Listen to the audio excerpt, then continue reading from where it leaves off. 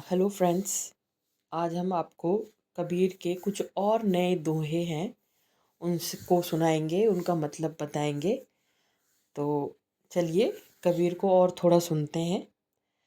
तो दोहा इस प्रकार है कि कबीर घास ना निंदिए, जो पाऊँ तली होए, उड़ी पड़े जब आँख में, घरी दुहेली होए, घरी दुहेली होए।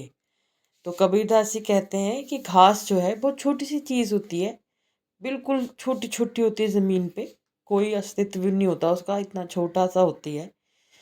तो कबीर कबीर कहता है कि घास की निंदा ना करो। निंदिए मतलब कबीर घास ना निंदिए, जो पाऊ तली होए, क्योंकि वो पैर के तले है। आपको बहुत छोटी सी चीज़ है, कोई इतना अस्तित्व भी नहीं है उसका, नज़र आ रहा है।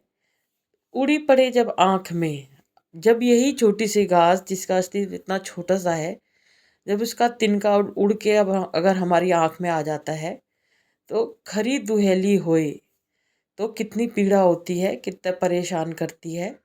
तो इसका अर्थ ये कबीर का जो है, इसका मीनिंग ये है कि जो कोई व्यक्ति है जिसकी महत्ता नहीं है, मगर ये कोई वस्तु, व्यक्ति, कोई भी ऐसी वस्तु, व्यक्ति जिसका आप मोल नहीं समझते हो, उसे छोटा समझते हो, उसका अस्तित्व नहीं समझते हो, और जब वो कभी, उसकी भी कुछ ना कुछ इम्पोर्टेंस होती है, किसकी, छोटी चीज़ की भी, छोटी वस्तु की भी।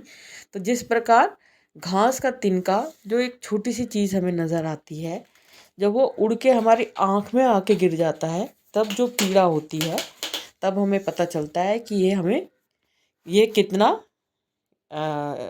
इसका कितना मोल है, या कितना ये पावर रखती है। ठीक है। तो हम इस तरीके से कह सकते हैं कि किसी भी चीज़ का आंकलन हम उसके शरीर से या उसके मापदंड से, उसके अस्तित्व से ना करें, उसके शरीर से ना करें, मगर जब जब उसके कार्य को हम देखते हैं, तब हमें पता चलता है कि वो कितना काम की चीज़ है। तो अगला दोहा फ्रेंड्स इस प्रकार है कि आवत कारी एक है, उट, उल, उल्टत हुई अनेक, यह कबीर नाही उल्टिए, वही एक की एक।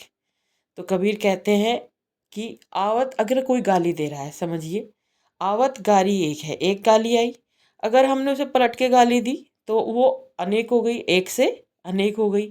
कहे कबीर नहीं उल्टिए, आप कबीर कहते हैं कि कभी कृपया आप ऐसे गाली वापस मत दो, और लड़ाई जो है वहीं की वहीं रुक जाएगी, और वह गाली एक की एक ही रह जाएगी।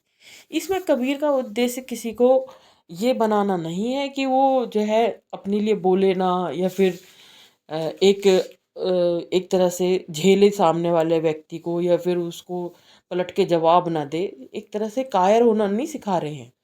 वह जो है ये कह रहे हैं कि जो अविवेकी व्यक्ति है, जिसका अपनी ज़बान पे, वाणी पे कंट्रोल नहीं है, जो आपको गाली दे रहा है, उसकी उसके स्तर पर ना गिर के, उसको गाली को और ना सुना के, अपने आप को उसके स्तर पर ना गिरा के, आप उसकी गाली को उसी तक सीमित रखें, और अपना अपना रिस्पेक्ट बना के रखें।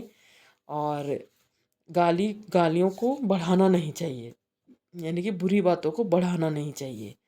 तो इसमें अगर हम इस समय किसी विवेकी रूप से हम रिस्पॉन्स दे देंगे किसी कार्य में, तो अवश्य ही कुछ झगड़ा टल सकता है, और हम अपने काम की तरफ ध्यान दे सकते हैं, उस व्यक्ति से दूर हो जाए, जाके उससे उलझें, और अपना कार्य करें। तो फ्रेंड्स, आज हमने ये दो दोहे समझे। अगले वीडियो में हम दूसरी और वीडियोस लेके आएंगे, और उसमें हम और कबीर को जानेंगे। कबीर की कई पुस्तकें हैं, हम उसके बारे में भी आपको बताएंगे। धन्यवाद। Thank you.